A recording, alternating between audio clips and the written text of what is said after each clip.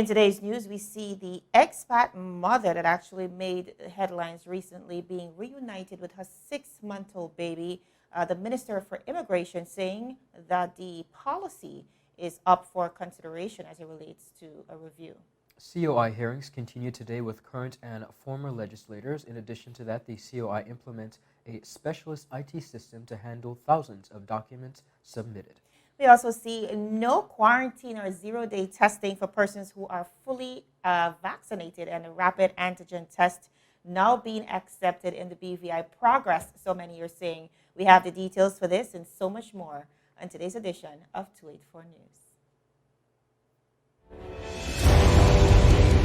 The win. What are the hell I'm freaking out. is about these people? It's always a pleasure coming to you live and direct from the What's poppin'? What's really good? Davis has won it for the Lakers.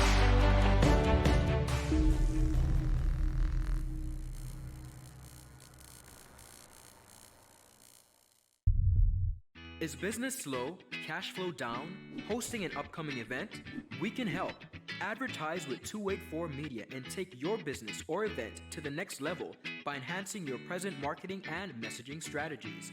Allow our team of experts to create a personalized ad that sets your business apart from all the rest.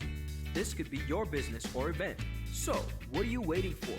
Contact our marketing team at 284media@cctbvi.com. Advertising with us works. Welcome, everybody. It's Monday, June 14th, 2021. We're coming to you live and direct from Road Town, Tortola in the British Virgin Islands. I'm Ron Grant. And my name is Javon Wilson. Always a pleasure to be coming to you, of course, live 6 p.m. daily with your local, regional, as well as international content. And of course, so much to get into this week, Ron, coming out from a very long holiday weekend. Beginning with some headlines that certainly has been causing a stir in the territory recently. Now, the expatriate woman who, upon exiting the BVI recently, was forced to leave her 6-month-old baby behind has since been reunited with the child. Now, the woman's departure was prompted by the Immigration Department's policy that mandates that expatriates leave the territory when transitioning between work permits. However, in light of the circumstances, the department officials were able to facilitate a quick reentry process that saw the woman reuniting with her baby.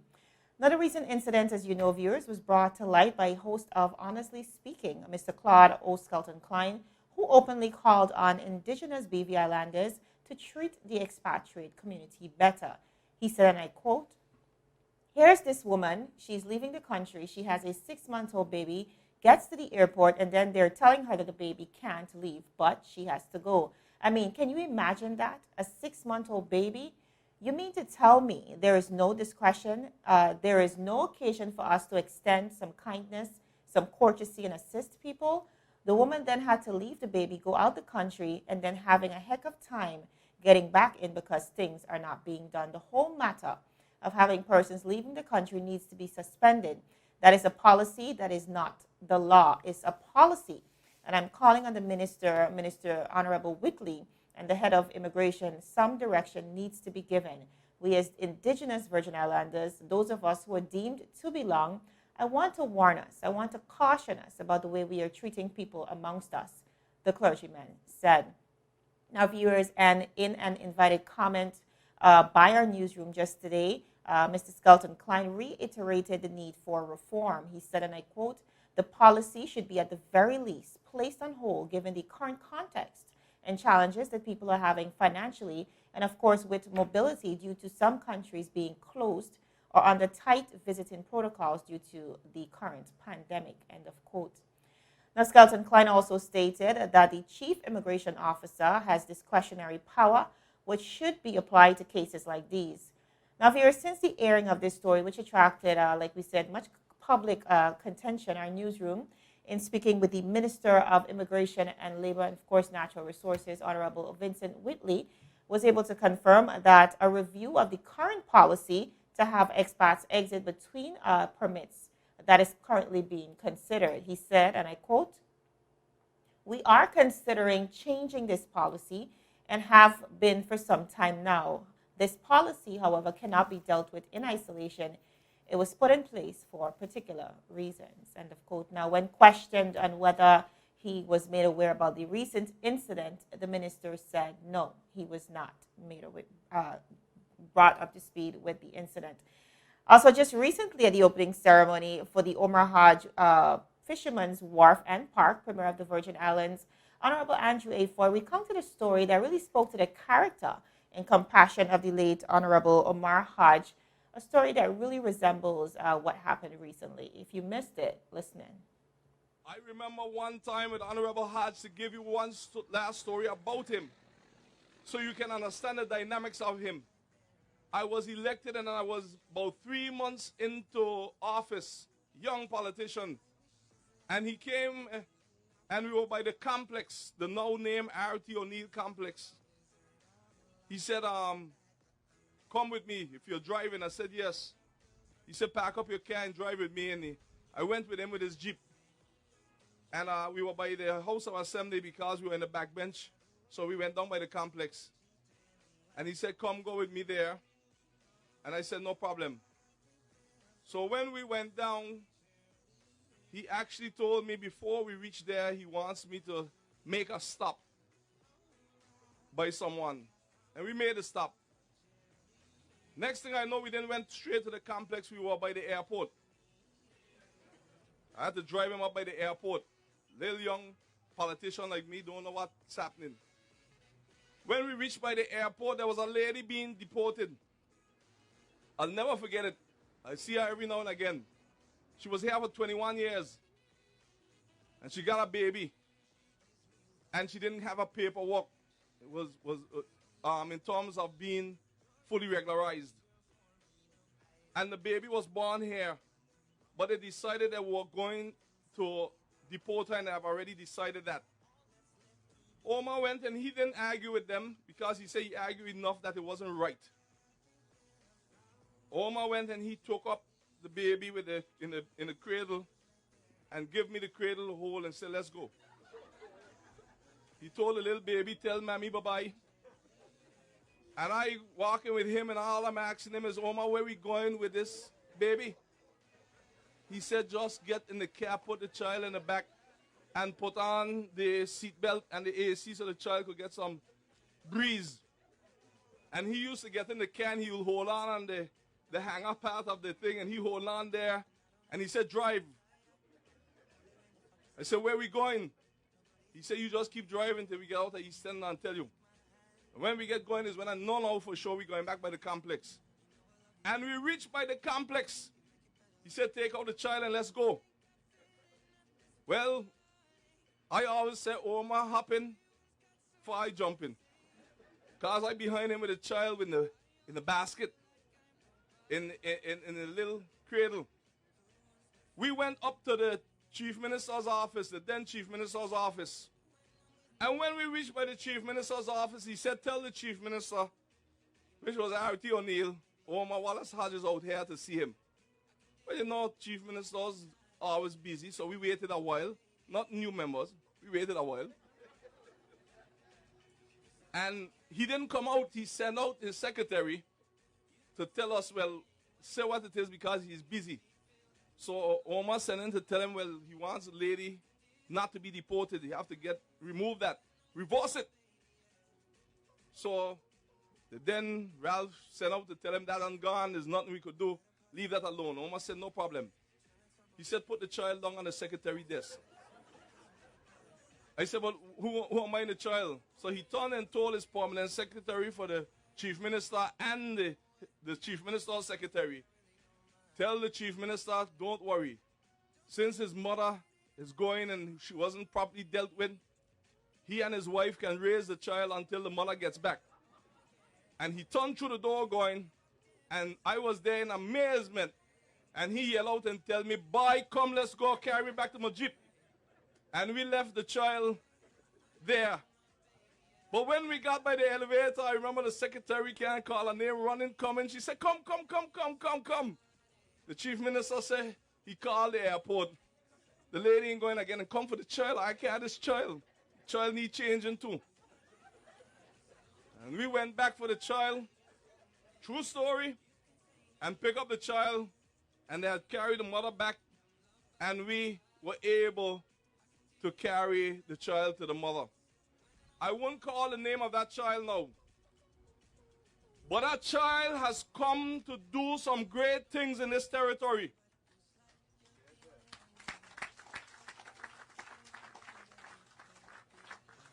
And there were so many people against that person and the child's being able to stay, although the child was born here and the mother was here for more than 21 years. We're not saying to give away the country, but I understood what he was trying to say. And he believed in those fights. That was our Honorable Premier of the Virgin Islands. Now, viewers, as we do know, the BVI is home to over 100 nationalities, with expatriate making up the majority of the population. As the push for immigration reform continues, many are the opinion that policies such as this that requires a resident to leave the territory while a new permit is being processed should be reformed in a manner that is more amicable for all residents here in the territory.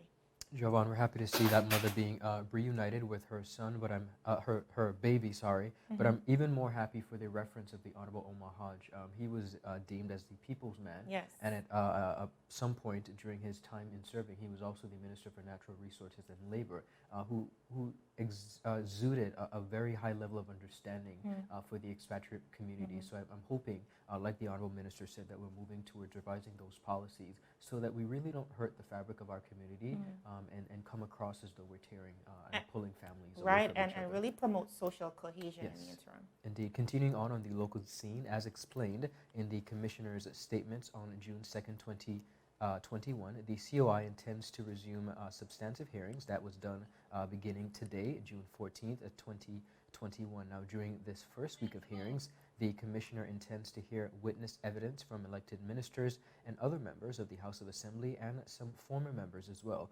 particularly on their held and declared interest. Now, the schedule of hearings is as follows. Early today, Monday, June 4th, there was a 9 a.m. direction hearing. At 10 a.m., the Commissioner met with the Honorable Marlon A. Penn, the Honorable Alvar Maduro-Keynes, the Honorable Mark Vancepool, the Honorable Julian Fraser, the Honorable Melvin Turnbull, and the Honorable Julian Fraser. At 11 a.m. today, he also met with the Honorable Don J. Smith, Attorney General, the Honorable Sherry B. DeCastro, and the Honorable Shireen Flax Charles. At 2 p.m., he met with the Honorable Kai Reimer and the Honorable Carbon Malone. Now, tomorrow, June 15th, at 10 a.m., the Honorable Neville A. Smith will be meeting with the COI. At 2 p.m., the Honorable Vincent O. Wheatley. And on Wednesday, June 16th, at 2 p.m., Dr. Hubert Robinson O'Neill, Miss Ingrid Moses Scatliff, Myron V. Walwyn. And at 4 p.m. on Wednesday, they will be meeting with the Honorable Natalio D. Wheatley. On Thursday, June 17th, at 10 a.m., Dr. Daniel O. Wheatley, Dr. Smith, Dr. Kedrick Pickering, and Ronnie W. Skelton will be meeting. And at 2 p.m. on a Thursday, Archibald Christian, former elected official. And on Friday, June 18th at 1 p.m., they will be meeting with the Leader of Government Business, the Honorable Andrew A. Foy. Now, a number of issues, viewers, have been raised by the representing participants in the COI, which required a resolution before the witness evidence can proceed. And that is why at 9 a.m. Today, there was a particular session called the direction hearings. Now, that was done to clarify and really iron out some of the issues that they've been facing. It is expected that witness evidence will commence. Continuing on, as we said this week, the Commissioner intends that all matters canvassed at the hearing will be live streamed, of course, on the COI's YouTube channel so that the BVI public can continue to follow the work of the COI. Viewers, we have so much more in store for you. We're going to be right back after a quick commercial break. You're watching 284 News. Brilliant Hands and Minds tutoring services, one-on-one tutorials in math and English, intense homework assistance, academic enrichment, school projects, effective communication and public speaking development, sign language for adults and children on Saturdays only. Registered with the Virgin Islands High School Certificate Program, Brilliant Hands and Minds can help you too. Offering intense curriculum-based training to help you or your loved ones get their high school diploma. It's time to make your family's education a #1 priority. Hurry, space is limited. Brilliant Hands and Minds Learning Center. We are the trained education professionals.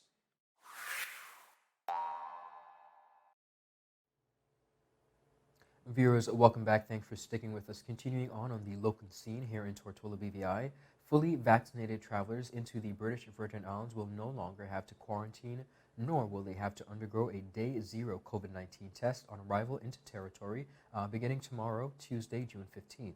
Now, these are among the latest adjustments to the BVI travel protocols, which were announced by the Minister of Health, the Honorable Carvin Malone, during a recent media statement. According to the Honorable Minister for Health, these new adjustments, which will also see the BVI accepting rapid antigen test for the very first time, were agreed to by Cabinet during the June 9th Cabinet meeting. He said, and I quote, "A Cabinet has decided that fully vaccinated persons traveling from overseas would be required to provide a RT-PCR test or an approved rapid antigen test within 5 days of arrival and provide satisfactory evidence of being fully vaccinated," the minister stated. Now, he continued by saying, Cabinet further decided that fully vaccinated travelers would no longer be subject to PCR testing on arrival or day zero, and resultantly, no quarantine time would be required, save for the ordered by a quarantine officer as a result of their entry screening. Now, Malone also said that under the new protocols, viewers, outgoing vaccinated day trippers will no longer have to take a COVID-19 test 7 days after re-entry into the territory. He said, and I quote, "Persons who now wish to travel to the U.S. Virgin Islands, St. Martin, or Puerto Rico for any period, as long as they are fully vaccinated, would no longer be required to take a PCR test 7 days after returning to the territory. However, children age 5 to 17 traveling with their parents on the day trip will be required to take a PCR test on day 7 from their arrival." Now, reduced fee at BVI Gateway Portal for fully vaccinated persons. That's a very good thing. I know many persons were excited to hear that. The minister also revealed that a decision was made to significantly reduce the BVI Gateway Portal fee for fully vaccinated persons, slashing the existing fee to a third of its total. In light, he said, of these decisions, Cabinet further decided that the Gateway administrative fee be reduced from $105 to no more than $35 for fully vaccinated travelers. Partially vaccinated persons and unvaccinated persons will still be required to pay the $175 fee. Now, again, no more bi-weekly tests for vaccinated flight and vessel crew. Cabinet also decided that vaccinated flight and vessel crew will no longer be required to conduct a bi-weekly screening and testing. However, these two categories of persons should self-monitor and report any symptoms of COVID-19 and should report if they were in recent exposure to the virus. Now, day 4, quarantine for partially vaccinated. Meanwhile, partially vaccinated persons will still be required to quarantine for a period of 4 days and will be subject to a day 0 testing of either a PCR test or a rapid antigen test. However, partially vaccinated persons are only allowed to take a PCR test for entry into the territory, which must be done within 5 days of arrival. Unvaccinated persons, viewers, will still be required to quarantine for the mandatory 7-day period and will need a negative PCR test within 5 days of entry. Jovan, these were the most recent protocols being adjusted Yes. for the territory of the Virgin Islands. Listen, game changer. I think when we were really to examine the tourism industry locally, we're really up against some giants in the Absolutely. region, and that's the one thing we compete for. And I think the protocols, while they were implemented to protect us as a territory, and may have worked out for us as it relates to the health aspect Yes. of dealing with this pandemic, it really dealt a blow to the BVI tourism product. So right now, we have to be very intentional about the bounce back. Yes, the BVI has been marketed as one of the safest destinations, clearly one of the most beautiful, but by the fault of this pandemic, one of the safest destinations to travel to. I think now with the revamp of these protocols, we have a really great opportunity to see a healthy bounce back, especially since we have such a beautiful and robust tourism product. Viewers, as we move right along, the Commission of Inquiry will be implementing a specialist IT system to manage the thousands of documents submitted during its investigations into the British Virgin Islands government and public sector. Now, this is according to the COI's Commissioner, Sir Gary Hickenbottom, who made the statement during a recent live hearing on the Inquiry's YouTube page. He said that the system is one that has experience in managing files of a large nature and has been used in numerous high-profile inquiries in Europe. Our Kamal Haynes has the story. I've commissioned a specialist IT system called Relativity to manage the documents that we have. This system is widely used in public inquiries and major judge-led inquests in England and Wales, including some which receive material of a highly personal nature, such as the inquiry into the Grenfell Tower fire and the infected blood inquiry, or which engage national security, such as the undercover policing inquiry and the Germaine Baker inquiry. The system provides me with the necessary confidence that documents provided to the COI will continue to be held in a secure way, but it also has powerful search and analysis functionality, which, with the affidavits to which I've referred, will reduce the risk that poor or incomplete documents will disrupt future hearings. Viewers, like you heard Sir Hickenbottom assure that the technology will keep the submitted documents secured and, of course, will help to allow the inquiry process to run more smoothly. Now, the Commissioner had earlier stated that some of the documents submitted by the government of the Virgin Islands to assist in the investigations were deemed incomplete and were poorly kept. Now, to support this allegation, Sir Hickenbottom said that the Attorney General's legal representation, Queen's Counsel Sir Geoffrey Cox, also confirmed the poor keeping of the government's documents, which he said has slowed down the investigation process. More than 85,000 documents submitted by the government in a subsequent media statement to dispel rumors suggesting that members of the House of Assembly were not cooperating with the COI. Speaker of the House of Assembly, Julian Willock, stated that the BVI government has submitted more than 85,000 documents to aid with those investigations to date. We continue to monitor what's going on with the COI. I think lots of popular faces will be up against the commissioner this week. And of course, we look forward to bringing you those updates. Still ahead, we have 27 persons who were recently naturalized as British Overseas Territory citizens. We want to get into that and so much more when 284 News returns. So stick with us.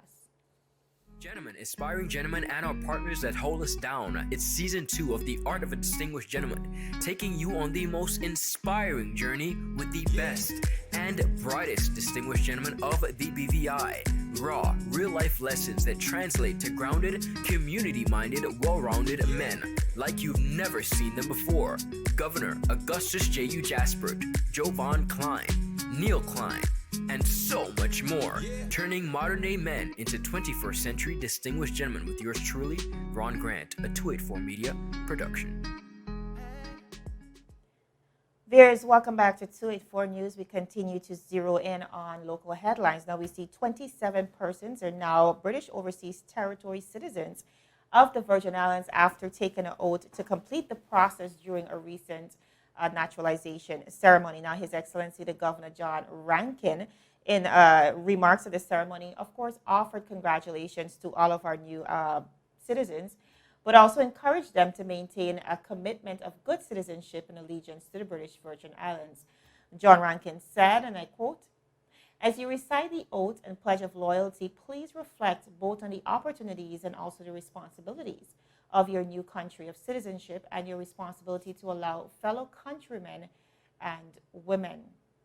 The Deputy Premier, Dr. the Honorable Natalio D. Wheatley, also appealed to the group to unite with each other and the rest of the Virgin Islands. Dr. Wheatley said, and I quote, "Despite the fact that you come from diverse backgrounds, we are all united in our love for the BVI. You would not have chosen to make the BVI your home if you did not enjoy being here. I challenge you to practice that unity and fight against division." End of quote.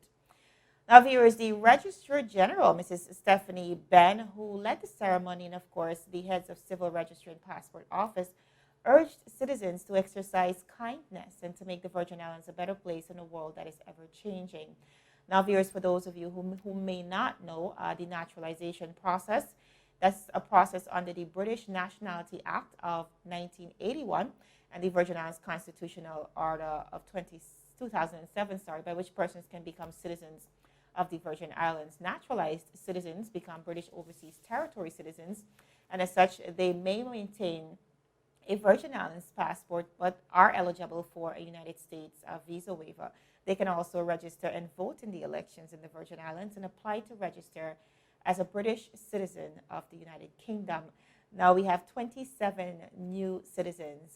Their names are Inosia Bays, we have Fravern Collins, Raina Coplin, Paulette Seri, Enrique Diaz, Kimberly Francis. We also have Alir Khan Fraser, Denisha Gale. We have Merle Grant, Adrian Green, Mary Henry, Lynette Jeffers, Carmelina Leba. We also have Annette Lousy, Mervyn Lousy, Nathaniel McKenzie, Lloyd George Moore, Renus Moore, Rosaline Hostel Pierre. We also have Aaron Messiah Pope, Joel O'Neill, Sienna O'Neill, Theresa St. Rose, Andrew Bruce Swap, Calvin Welcome, and of course, Mr. Angus John Williams, and finally, Irene McPherson Williams. We want to congratulate all 27 of our new British Overseas Territory citizens, and of course, wish you all the best, and of course, really reiterate the need for social cohesion and the expression and the encouragement and the preservation of BVI love. Most definitely. Viewers, the BVI Olympic Committee, in collaboration with the member national federations, will host the first community BVI Beach Games at the Brandywine Bay Beach from 10 a.m. to 4 p.m. on Sunday, June 27th, 2021. Now, the BVI Beach Games is an initiative that was first introduced by the BVIOC AGM by the BVI Rugby Football Union as a potential community event following the successful beach rugby and CrossFit fundraiser they organized in November of last year. Working, of course, with the national federations for rugby, volleyball, football, sailing, triathlon, as well as Castaways CrossFit, the BVIOC is facilitating a community-oriented event aimed at encouraging residents of all ages to try a sport and, of course, to get active. The day will feature a mini tournament, a pickup games, and an opportunity for anyone to try the aforementioned sports. Now, in an official comment, they said these inaugural games will feature sports that already have a beach version, so we know that the land-based events are suited to be played in sand. That was Mr. Ephraim Penn, president of the BVIOC. He continued by saying, "We are excited to have a fun, healthy, and physical, active, family-oriented event in a safe outdoor space where the community can get together while, of course, maintaining social distance and keeping with the current protocols." Now, the beach games, BVI Beach Games, will include music, entertainment, bouncy castles, food, ice cream, and a sail by Brandywine Bay Estate Restaurant, and icy treats, as well as a bar. Recycling of disposables will be in effect and managed by Green and Clean VI Limited. In addition to that, a collection of a table for donation of non-profitable items for the family support, that's non-perishable items, sorry, for the family support network will be set up as a charitable community outreach element on that given day. The event will be the first of two annual beach games planned, with the second beach games to, of course, be hosted in November of 2021. In a comment, they said the long-term goal is to develop these disciplines that are already played at beach sports competitively at regional and international level, with a view of inviting our neighbors in the USVI, St. Martin, and Puerto Rico in the winter of 2022, and of course hosting the first regional beach games possibly in the winter of 2023, provided COVID-19 travel protocols make it viable. That was Mr. Ephraim Penn. Now, this event, viewers, will take place the weekend after the traditional 1 or 2 mile Olympic Day run walk on Saturday, June 19th, in collaboration with the BVI Athletics Association, and that is starting at 7 a.m. Registration is 6:30, and a 3-mile walk run, managed, of course, by the Road Runners Club, starting at 6 p.m. from the H. Lavey Stout Community College in Virgin Gorda. Jovan, we are making an asserted effort in our community to stay healthy, active, and have a lot of fun, and we're excited for this wonderful event. So we encourage community persons to come out and support. All right, viewers, that is it, I believe, for today's news roundup. You can be sure to follow us for daily news updates at 284media.com. You can also like us on Facebook at 284media, and we're on Instagram as well as Twitter at 284BVI. It is my pleasure. My name is Javon Wilson. And I'm Ron Grant. We will, of course, see you tomorrow as we bring you your daily dose of local, regional, and, of course, international content. We're 284 News, your source for honest and impartial news right here out of Road Town, Tortola, BVI. Bye-bye.